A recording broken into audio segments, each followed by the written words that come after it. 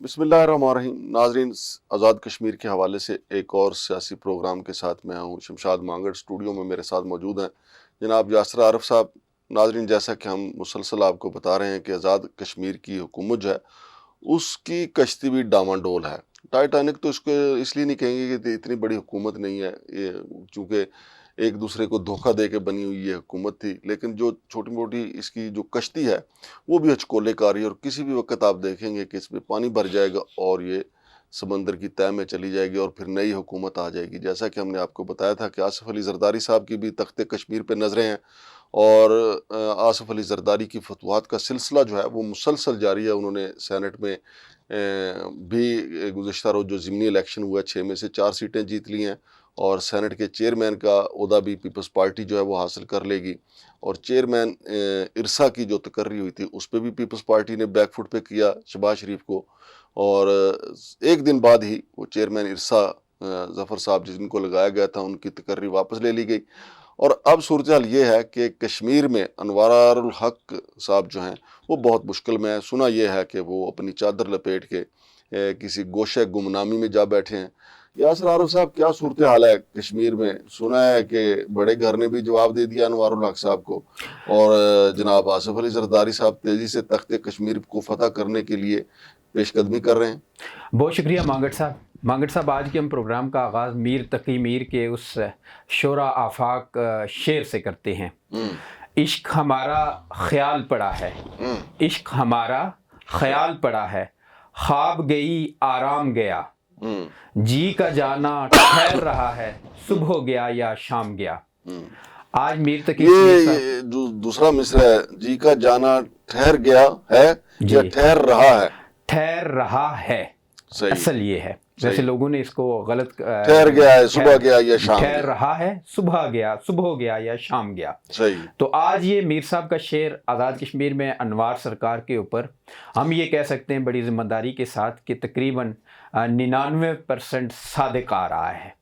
اور یہ خبریں بالکل گردش بھی کر رہی ہیں، اور تمام تر وہ جو حلقے جنہوں نے فیصلہ کرنا ہوتا ہے، چاہے وہ سیاسی ہوں یا اسٹیبلشمنٹ کے حلقے ہوں، وہاں پہ اس حوالے سے بڑی سنجیدگی سے کام کاج جاری ہے. اور اگلے دنوں میں واقعی آزاد کشمیر کے عوام کو شاید عید الفطر سے قبل بڑی اس خوشی سے پہلے ایک بڑی خوشی یہ مل جائے کہ گزشتہ 11 ماہ سے ان کے اوپر جو ایک شخصی حکومت اور ایک آمرانہ نظام جس کا نہ سر نہ پیر، جس کی نہ ایم ایل ایز کا پتہ، نہ وزراء کا پتہ، نہ کیبنٹ کا پتہ، نہ بیوروکریسی کو پتہ کہ ہم نے کیا کرنا ہے کیا نہیں کرنا ہے، ایک اس طرح کا اندھا بہرا گونگا نظام جو ان کے اوپر مسلط کیا گیا تھا وہ ختم ہونے کو ہے. اور یہ خبر آزاد کشمیر کے عوام کے ساتھ ساتھ جو آزاد اس بیس کیمپ سے عقیدت رکھنے والے لوگ پوری دنیا میں موجود ہیں، پاکستان کی عوام، ان کے لیے بھی ایک بڑی خبر بن کر انشاءاللہ نوید ویسے بن میں کر آپ سامنے نے آئے گا. کچھ زیادہ کام اٹھا دیا ہے یاسر یار. آمرانہ نظام کیا تھا؟ آمر تو آپ کو پتہ ہے بڑا ظالم ہوتا ہے. یہاں انوار الحق صاحب کو تو خود ہی نہیں پتا تھا کہ میں نے کیا کرنا ہے، میں نے کس کو وزیر بنانا ہے نہیں بنانا ہے. وہ آپ نے ایک سٹوری جو اسی پروگرام میں بریک کی تھی کہ چلو سگریٹوں کے وہ جو ٹرک تھے سگریٹس کے جن کی سمگلنگ ہو رہی تھی ان پہ بھی ہم نے پروگرام کر کے چوکیاں بٹھا دی. آمر جو ہوتا ہے وہ تو سیاہ و سفید کا مالک ہوتا ہے، تو یہ تو نہ سیاہ کے مالک تھے نہ سفید کے بلکہ سیاہ کے زیادہ مالک تھے. مانگڑ صاحب، آپ کرائم رپورٹر رہے ہیں اور بڑے نیشنل سطح پہ آپ کا نام ہے، تو ہمیشہ آپ کے سامنے جو بھی کرائم کی سٹوریز آتی ہیں کہ قتل ہمیشہ بزدل کرتا ہے. دلیر آدمی کو کسی کو قتل کرنے میں کوئی جلدی نہیں کرتا. بزدل شخص ہمیشہ اپنی جان کو بچانے کے خوف سے فائر کرتا ہے اور مقابل کو قتل کر لیتا ہوتا ہے. تو یہ جو آمر ہوتا ہے بنیادی طور پہ یہ بھی کوئی اندر سے دلیر نہیں ہوتا، اور بالخصوص جو سیاست کے لبادے میں سیاست کے ساتھ بھی جن کا کوئی لینا دینا نہیں ہوتا، ایک شخصیت اور انا پرستی کے اس ڈگوسلا جنہوں نے اپنے اوپر جو ہے نا کھڑا کیا ہوتا ہے، وہ لوگ اندر سے دلیر نہیں ہوتے، وہ بزدل ہوتے ہیں اور اسی قاتل کی طرح ہوتے ہیں کہ جن کے قتل کا نشانہ کمزور اور خوفزدہ ہو کر ان لوگوں کو بنا لیتے ہوتے ہیں کہ جن سے شاید زیادہ ان کی جان کو زیادہ خطرہ نہیں ہوتا. تو انوار صاحب نے بھی جو نشانہ بنایا اس سارے عرصے میں وہ آزاد کشمیر کے مظلوم عوام کو بنایا. بجلی بلات، آٹا بوران اور دیگر اس طرز کے جو ایشوز جن پہ احتجاجی مظاہرے شروع ہوئے اور ان لوگوں کو انہوں نے دیوار کے ساتھ لگایا، انہیں تڑپایا، آٹے کے لیے لوگوں کو لائنوں میں کھڑے کر کے ان پہ لاٹھی چارج کروایا، بجلی مفت دینے کے حوالے سے انہیں کہا کہ مفت موت میں آپ کو دے سکتا ہوں، اور یہ وہ چیزیں جو انہوں نے کی، یہ ایک سفاکیت کی، ایک انسان کے اندر کی، کمزور انسان کی اور احساس کمتری کا شکار انسان کی، اور جو خطرناک یار بیلداروں کو کیا ہوا؟ 900 بیلدار جو انہوں نے وہ بھی فارغ، بالکل ابھی تک فریاد کر رہے ہیں، اور گزشتہ سے پیوستہ روز کی خبر یہ تھی کہ ان کا ایک احتجاج شروع ہوا اور انہوں نے اسلام آباد کی طرف مارچ کے لیے بھی وہ نکلے ہیں، جس کو شاید پھر کسی طرح مینیج کرنے کی کوشش کی جا رہی ہے کہ کسی بڑی بدنامی سے بچنے کے لیے ہم انوار صاحب کو ہی جو ہے نا گھر بھیج دیا جائے. اور عوامی ایکشن کمیٹی جو ہے ان کا احتجاج بالکل بضد ہیں، رمضان کی وجہ سے ان کا وقفہ ہے اور یہ سلسلہ نہ رکنے والا ہے، اور انوار سرکار اگر مزید برقرار رہی تو اس نے عید کے بعد مزید جب موسم ٹھیک ہونا ہے تو اس کے بعد یہ مزید طول پکڑے گا، اور پورے آزاد کشمیر میں پچھلے 2 سالوں کی نسبت مزید شدت کے ساتھ اس نے ابھرنا ہے. اور سامنے یہ جو شروع میں آپ نے کہا یاسر صاحب کہ جی ہماری جو اسٹیبلشمنٹ ہے اس نے تخت کشمیر کی تبدیلی کا فیصلہ کر لیا ہے، اس میں کس حد تک صداقت ہے؟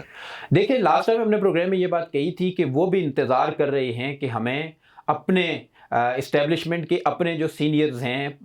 حلقے ہیں ان کی طرف سے یہ کہا جائے کہ آپ اس سیٹ اپ کو چینج کریں، یا پھر جو نئی گورنمنٹس آئی ہیں پاکستان کے اندر، یا ایوان صدر کا ایوان ہے یا پرائم منسٹر پاکستان کی طرف سے کوئی ڈائریکشن آئے اور ہمیں کہا جائے تو ہم اس پہ کریں، وہ اسی کا انتظار کر رہے تھے. کیوں کہ ایک چیز انہیں پتہ ہے، کیونکہ گزشتہ 11 ماہ کے اندر جتنی انوار سرکار نے انہیں تکلیف اور اذیت دی ہے اسٹیبلشمنٹ کے آزاد کشمیر کے حلقوں کو، وہ اس کی ایک تاریخ ہے. جتنا انہیں ٹارچر اور تنگ کیا ٹیکنیکل طریقوں سے، کبھی انہیں بگا دیا کہ اکمل سرگالہ کے گھر میٹنگ ہو رہی ہے، پتہ کریں اس کا میرے خلاف عدم اعتماد آ رہی ہے، کبھی کہا کہ فیصل راٹھور لوگوں کو مینیج کر رہے ہیں، کبھی کہا کہ چودھری ریاض کے گھر جو ہے نا میٹنگ ہو گئی ہے، کبھی کہا کہ اظہر صادق کے گھر رات کو میٹنگ ہو گئی ہے. اور ان کو ایک الجھا کے، ان کو ایک ٹائم گین کرنے کے لیے ان کو خوب جو ہے نا جسے آپ کہہ سکتے ہیں سرپٹ بگایا، اور جتنی اذیت کا شکار یہ حلقے آزاد کشمیر کے اندر اس انوار سرکار کے دور میں ہوئے، کیونکہ یہ تحفہ ادھر سے ہی آیا تھا، اس تحفے کو بچانے کے لیے نہ اسے نگل سکتے تھے نہ اگل سکتے تھے، تو وہ بھی ایک ریکارڈ ہے. اب وہ بھی ہینڈز اپ کر چکے تھے یار کہ کوئی فیصلہ ہو، اور اب جو ہمارے پاس تازہ خبر ہے یہ کہ اس بارے میں فیصلہ ہو چکا ہے، اور اسٹیبلشمنٹ کی طرف سے جو ایک مضبوط رسی اس کشتی کو، انوار سرکار کی کشتی کو شاید تھامے ہوئے تھی، اب وہ ڈور بھی ڈھیلی ہو چکی ہے اور کچھ ہی دنوں کے بعد وہ چھوٹ وہاں جائے گی. کشمیر میں کچھ آڈیو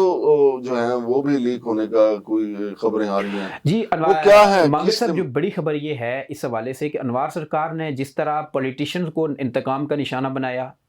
آزاد کشمیر کی تاریخ میں پہلی بار علی شان سونی جیسے ممبر اسمبلی کو راولپنڈی کے اندر سے گرفتار کروایا، اسی طرح 9 مئی کے اندر 3 ہمارے ایم ایل اے جن کا 9 مئی کے ساتھ لینا دینا ہی نہیں تھا، خواجہ فاروق، عبدالقیوم نیازی صاحب، دیوان محی الدین صاحب، ان لوگوں کے اوپر انہوں نے پرچے کروائے. اسی طرح انہوں نے بیوروکریسی کے اندر بھی لوگوں کو انتقام کا نشانہ بنایا اپنی داغ بٹھانے کے لیے. منصور قادر ڈار سیکرٹری خوراک تھے اس وقت، فوڈ تھے، ان کو جو ہے نا او ایس ٹی کر کے ان کی انکوائری کروائی. اس کے بعد امجد پرویز اور دیگر بیوروکریٹس کو بھی انہوں نے دیوار کے ساتھ لگایا، سابق سینئر سیکرٹریز کے این او سیز نہیں جاری کیے. اسی طرح انہوں نے ساتھ ہی یہ کیا کہ عدلیہ کے ساتھ بھی ایک ماز کھول دیا، آزاد کشمیر کی عدلیہ کے ساتھ، اور یہ جنگ پچھلے عرصے سے چل رہی تھی. ایک جوڈیشل کانفرنس کے اندر آزاد کشمیر کی اعلیٰ عدلیہ کے منصب پہ بیٹھی ہوئی ایک شخصیت نے واضح کیا تھا ان کے اوپر کہ ہماری ڈومین کو اگر چھیڑا جائے گا تو ہم کسی کو ڈومین میں کوئی داخل ہوا تو وہ باہر نہیں جا سکے گا. یہ مختلف فورمز کے اوپر میں اسی پہ آ رہا ہوں کہ مختلف فورمز کے اوپر یہ اس حوالے سے گفتگو کر رہے تھے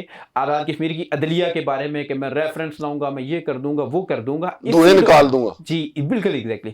اسی دوران انہوں نے ان کے جو ایک سابق